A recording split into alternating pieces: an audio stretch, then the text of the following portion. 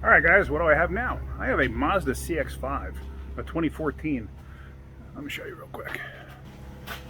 This bad boy right here on the lift. And I'm going to be doing rear brakes on this thing. The rear pads are worn out. It went to a training shop, a oil change place, and they recommended that they get rear brakes done. I'm actually surprised they were correct.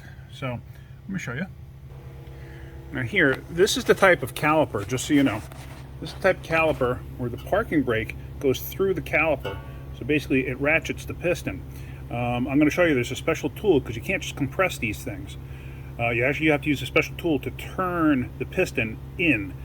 So as you can see, if you look close, you will see, oops, there we go. The pads are pretty well worn out. They're about a quarter as thick as the actual metal backing of the pad itself. So they wanted to do it as cheap as possible, of course.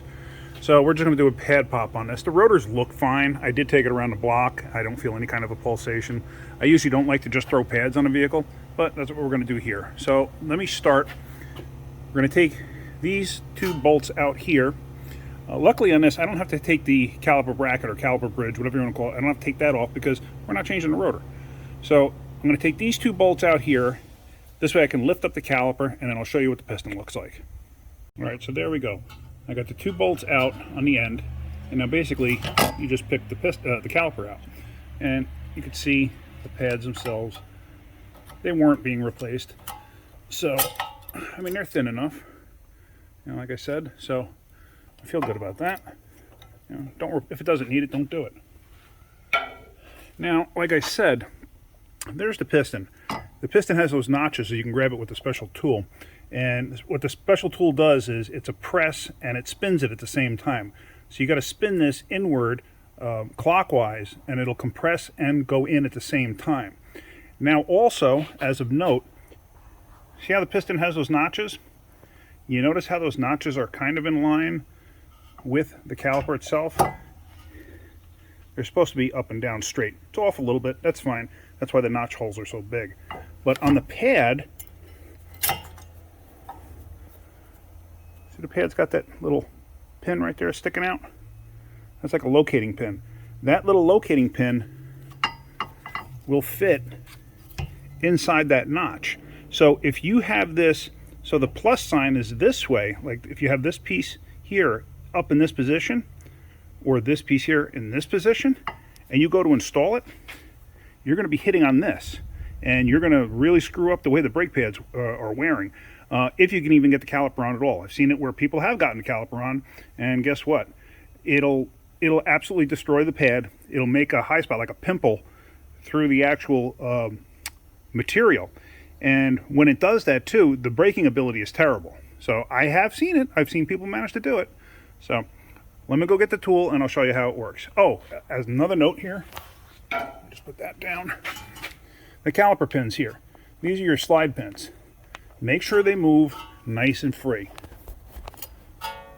Both of them. These move nicely, in and out. They feel nice and smooth, so that's perfect. Because if they get stuck, guess what? You're going to have uneven brake wear. And if they're not moving, you may not be able to get the caliper on. So just make sure those things move freely. Eventually, I'll make another video when I get one with a seized up caliper pin on how to free them up. Down here where I'm at right now, I have yet to get one that's seized up. When I was up in New York, I used to get them all the time when they're seized up. So usually you wind up heating them up here and then turning it here, just try to break it free. But you got to be careful doing that.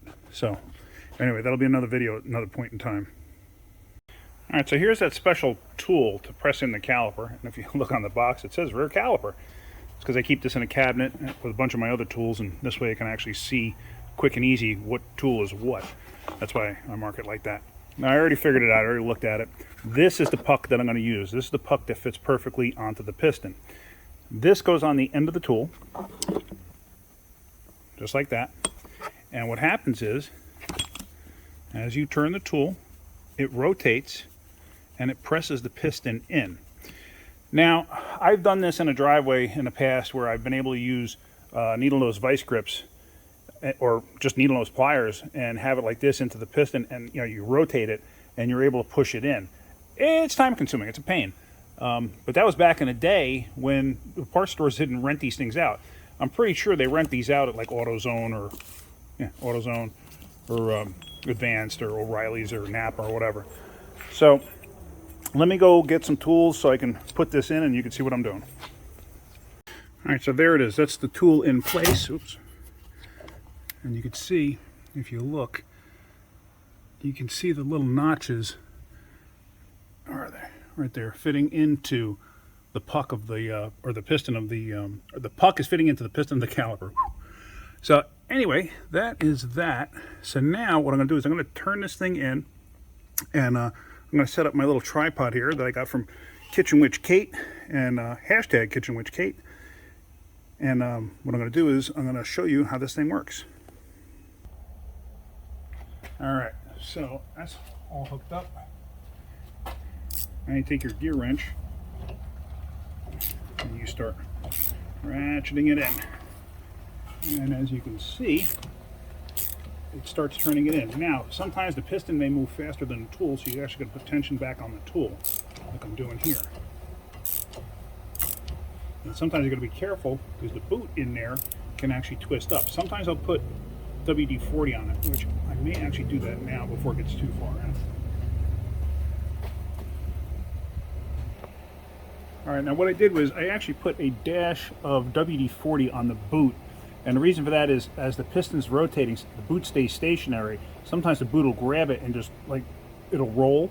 So this way it'll slide in there. You don't want to put too much on. And no, the WD-40 is not going to get into the brake fluid. There's seals and stuff on the inside there. A little bit of WD-40 on the outer edge is not going to hurt anything. It's just for that outer boot. That's all it is. Obviously, you don't ever want to mix a fluid like WD-40 with brake fluid because that can cause some major problems. So let me keep going. You want to do it slow and easy. You don't have to go crazy. And then when you feel it, or when you see it getting close to the end, like right there, it just stopped. And what I can see from this angle is I could see the pins appear to be in the right position. So all I'm going to do is back off on this hair, and hopefully this will turn in. Yep. Sometimes you got to get an adjustable wrench to make that work, because sometimes it all of a sudden it tightens up so fast that you can't do anything. So got to get an adjustable wrench to turn that in. So how do we make out? Okay, it's off a little bit. I don't know if you can see that. So I'm going to get that to the right position. And to do that, I'm going to get a set of needle nose pliers like I told you. So hang on. All right, so here's my needle nose pliers. And all I'm going to do is I'm going to grab the piston just in those little notches, and I'm going to rotate it slightly. And you can see that. So now is in line. Kind of hard to see, I know, but you get the idea. So now it's in line, and it should go back together. Side note, these pliers here, I just bought them a month ago from Snap-on. These things are amazing. For needle nose pliers, they are awesome. Well worth the money I paid for them. So hats off to you, Snap-on, thank you. Hands off my tools. So, all right, so that's all set. Now, what's the next thing here? Always look at your caliper shims on your bracket there. Hang on. You want to make sure these shims are clean, and I usually put like a brake lube on these things. And actually, I'm not liking the little bit of rust I'm seeing on there. This one looks okay up here, but since this was at the bottom, I might just go ahead and just change these shims. Now they come out real easy. They're really only held in by this little edge here. And let me just put this down here. Get the top one out. There you go, now they're out. And what I'll do is, new ones came in the kit. Always make sure there's no dust or dirt in there. Sometimes it depends. If there's enough dirt on there, I'll take the caliper bridge or bracket off and hit it with a wire brush to clean off any stuff that might have built up. So let me get the new shims in place. All right, so these new shims actually have some kind of a coating of stuff on them, so they're slick. So I have no problem just sticking these on. So when they go on, might not be able to do this one-handed. When they go on, they're going to go like this. And sometimes what you got to do is get a flathead screwdriver in between here, which I'm going to have to. Just get a flathead screwdriver in between here and force it away from the actual rotor. So this way it's not touching the rotor. A lot of times I don't like replacing the shims. People ask me why. Reason being is I've seen a lot of new shims actually touch the rotor. And as many of you know, when you're doing brakes, and to have to pull it back in because you got a squeaking noise, that drives you nuts. So 99 times out of 100, the old shim, if it's good, I'll reuse it. Like these, they were still good, but I just didn't like the rust and dirt build up on them. It was just easier just changing them. So let me get these in place. All right, so there, the shims are in place. And what I did is I took a screwdriver in between the rotor and the shim and basically pushed it down to make sure there's a gap between the rotor and the shim. This also seats the shim. As you see, the shim is all the way down. Same thing up here. Make sure it's fully seated and it's centered. So we're all good there. So now I can just pop the pads on.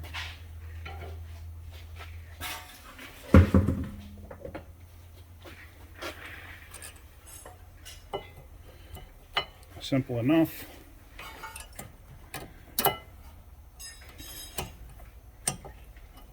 Most of the time simple enough. There we go. And then, like I said, the new pad, even the old pad, has a pin sticking out, and that's going to fit into that notch on the caliper. So now the caliper should go right on. And sometimes you got to push in the pins at the same time to get the caliper in place. See, but now there's slop in there, and like I said, I've seen it to where somebody's put that together and the pin is in the wrong position and it just screws everything up. Not the pin, actually, the piston, the caliper's in the wrong position.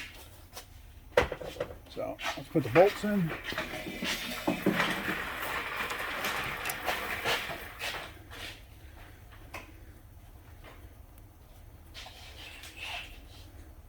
Get those in place. Oops.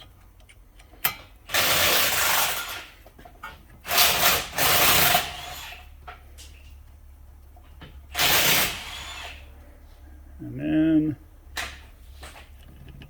I always like to shake things a little bit, make sure they're seated, and then we tighten. And that is a pretty long wrench, and there's no reason to go animalistic crazy on tightening these things. Make them tight, but you don't have to go absolutely nuts. You go nuts, you could break a bolt, you could stretch it, whatever.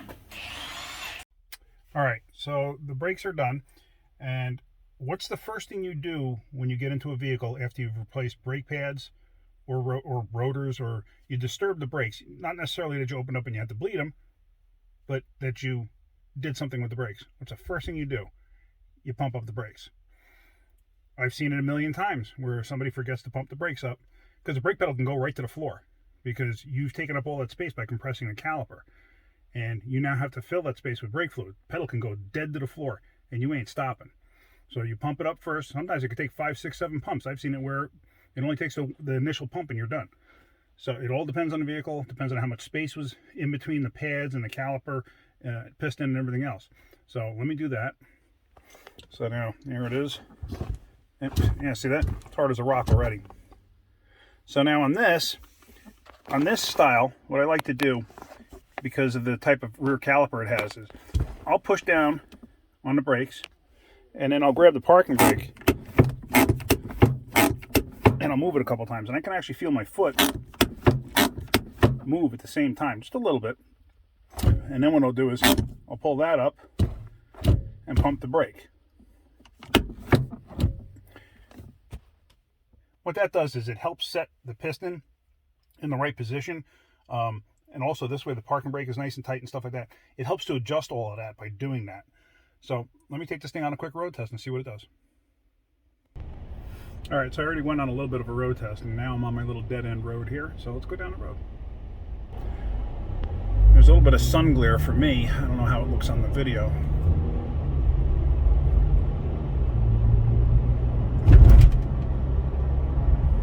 I road test everything I want to make sure that everything's good before I give the car back to a customer. I'm hitting the brakes. Slows down nicely. It's very smooth. Like I said, I know there was no brake pulsation beforehand. I really doubted there was going to be one after. I have seen it where doing front brakes, you have no pulsation and you put a set of new pads on and all of a sudden you got a pulsation, even though the rotors looked halfway decent. So a lot of times when I do front brakes, I usually don't like to just pad pop them. So do that one more time, hit the brakes.